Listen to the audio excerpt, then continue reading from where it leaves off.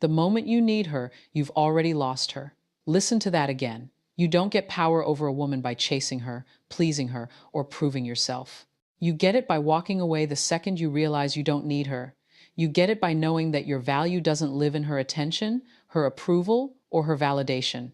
What if everything you were told about how to get women was designed to make you weak? What if the world programmed you to serve, to submit, to beg, and called it love? This video is not for the faint of heart. This is for the man who's tired of being invisible, tired of giving more than he gets, tired of performing like a clown just to be chosen. This is the wake-up call, and if you're ready to hear the truth, comment right now. I choose power.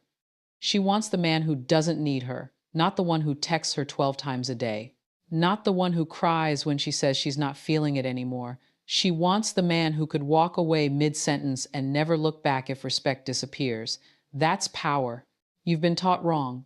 Society tells you to be nice, be agreeable, be soft. They say happy wife, happy life. They tell you to open up, cry, tell her all your emotions, put her first. But ask yourself this: has that ever made her love you more? Or did she pull away the moment you got too available, too soft, too emotional?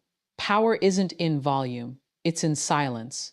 Respect isn't begged for, it's earned. And the love you're craving, it only comes when you love yourself more than you could ever love her. In this video, I will show you how to gain power over any woman, not by manipulation, not by force, but by becoming the man she can't help but follow. Number one, stop needing her. You lose her the moment she feels you need her more than she needs to respect you. That's not poetry. That's psychological law. The second your actions begin to orbit her approval, you shrink in her eyes. She doesn't have to say a word. She can feel it in your tone, in your body, in how you text her back within seconds, in how your entire day bends around her mood swings. You hand her your power like it means nothing. And when a man does that, he ceases to be a force. He becomes an accessory, a comfort object, something she can put away and pick up whenever she wants. Not because she's evil, but because that's what you've trained her to believe. A woman can't love a man who isn't leading himself. If you follow her like a lost boy, hoping she'll validate your worth, you will slowly erode everything she once admired. What you think is love, texting her all day, asking her opinion on every move, waiting by the phone for her to respond, is dependency in disguise. And dependency is the death of desire. It tells her, I have no life without you. But that doesn't move her. It makes her feel trapped. She didn't come into your world to carry you like a burden. She came because she saw fire in you, because your presence was enough without trying, because you had something bigger than her. A mission, a path, a vision, and now you've turned her into your mission. You've become emotionally homeless, trying to live inside her approval. That's not power, that's emotional suicide. If you want her to feel drawn to you like gravity, you must become untouchable in the best way. Not cold, not cruel, but immovable. She must know that if she disappears tomorrow, your life doesn't fall apart, it just continues unshaken. That's where attraction lives, in certainty, in direction, in the calm dominance of a man who chooses, not chases. To stop needing her, you must reconstruct your inner world from the ground up. Start by withdrawing your energy from her and investing it into yourself like your life depends on it. Because it does. Stop checking if she saw your story. Stop rereading texts looking for hidden meaning. Stop interpreting her silence as an emergency. Every second you spend analyzing her is a second stolen from your own growth. Get obsessed, but not with her. Get obsessed with becoming so competent, so driven, so emotionally intelligent that you walk into any room and shift the energy without saying a word. Wake up before the sun, sweat, push your limits until your body hurts and your excuses break. Pick up books that rewire your thinking, stoicism, strategy, psychology, and read until your eyes blur. Cut distractions. Cut men who gossip and women who drain you. Build your vision like you're building an empire, because that's what it is. Track your habits like your future depends on it, because it does. And most importantly, suffer voluntarily. Discipline yourself so deeply that pain becomes your teacher, not your enemy. Because the man who knows how to sit in discomfort without losing himself is the one who no woman can break. He is the rock, the standard, the frame she respects even when she disagrees. She won't always say it, but she's craving that man. The one who doesn't flinch when she pulls away, the one who doesn't chase when she tests him, the one who says no and means it not to hurt her, but because he's not afraid to lose her. You become him by reclaiming every piece of yourself that you've outsourced to her attention. The laughs you fake when you're not amused, the apologies you give when you're not wrong, the energy you waste explaining yourself to someone who's already made up her mind. Take it all back. Stop needing her. Start needing your own respect more than her affection. Because when you do that, when you shift your priority from being loved to being powerful, she'll feel it, she won't say it. But her behavior will change. She'll text faster. She'll show up softer. She'll submit not because you forced her, but because your presence made her feel safe. This isn't about becoming heartless.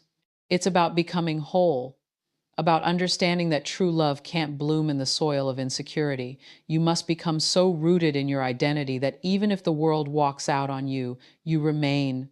If you wake up every day needing her to complete you, you will always be half a man. But if you build yourself brick by brick until your presence alone commands silence, you won't need to chase anything, because everything worthy will chase you. That's how you gain power over a woman. Not by holding her, but by holding yourself. Not by proving your worth, but by becoming so valuable you don't need to explain. Don't text her. Text your future. Don't wait for her to call. Answer your mission. Don't beg to be chosen. Choose yourself until it becomes impossible for her not to choose you back. She doesn't want to rescue you. She wants to rise beside you. She wants to feel inspired when she looks at you, not burdened. And she can't do that if you show up as a man who's constantly checking her emotional temperature before making a decision. Stop walking on eggshells. Start walking with purpose. When she sees you stand in your truth, even when it shakes the room, that's when she trusts you. And if she doesn't, let her go. You're not here to convince her. You're here to become the kind of man who doesn't ask for seats at tables. He builds his own. Cut the noise. Unfollow her. Mute her stories.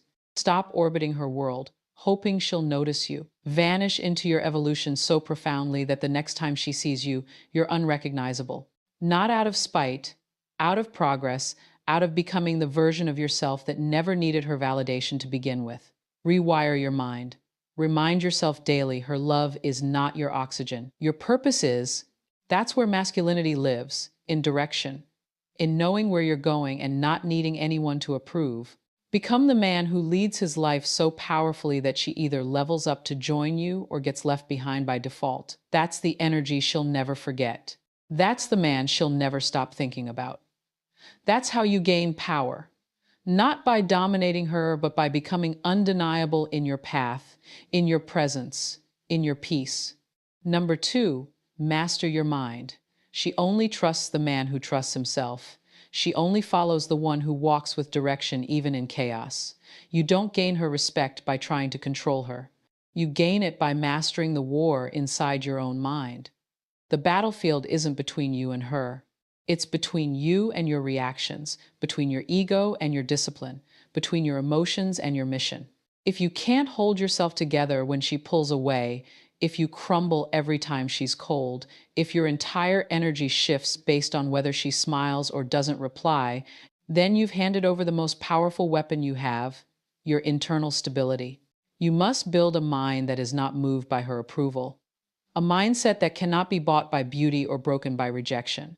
Most men lose not because they aren't attractive, not because they don't have value. They lose because they can't lead themselves. They panic when she tests them. They fold when she gets distant. They collapse when she challenges their direction. And what they don't realize is that she's doing it to see if you're real. Women test for one reason, to find out if the man standing in front of them is solid or if he's just a mask held up by fragile emotions. You want to win her? Stop performing. Stop reacting. Stop living on emotional autopilot. Build your awareness like a warrior sharpens his blade. Watch your thoughts without obeying them. Hear your doubts without submitting to them. When she says something that challenges your ego, pause, breathe, respond like a man who doesn't need to prove anything. When she pulls away emotionally, don't chase. Hold your frame and let her come back to the gravity you've built. That's what she's watching.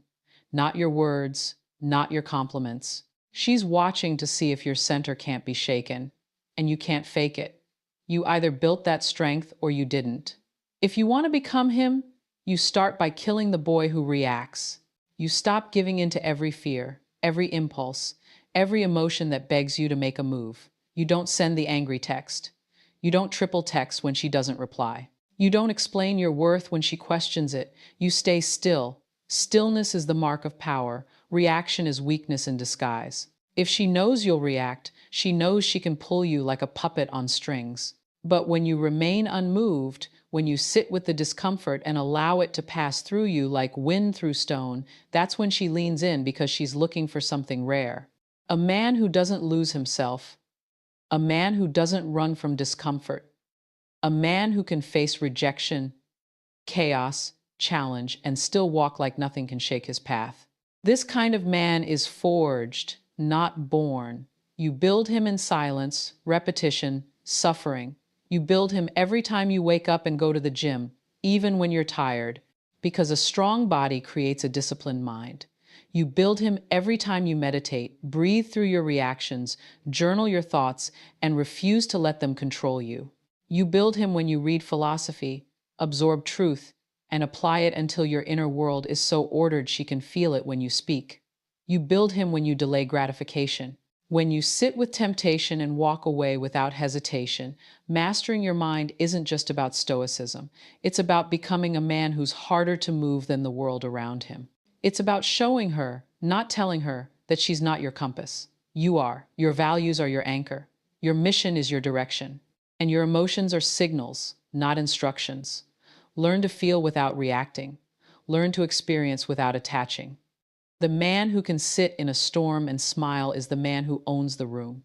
Because nothing is more magnetic to a woman than a man she can't rattle. Not because he's arrogant, but because he's centered, rooted, clear. That clarity draws her. That presence holds her. That strength makes her feel safe enough to be soft. And it starts with you choosing daily discipline over emotional slavery. Every time you skip the gym, you weaken your mind. Every time you avoid discomfort, you feed the child inside you that cries for comfort. Starve that child.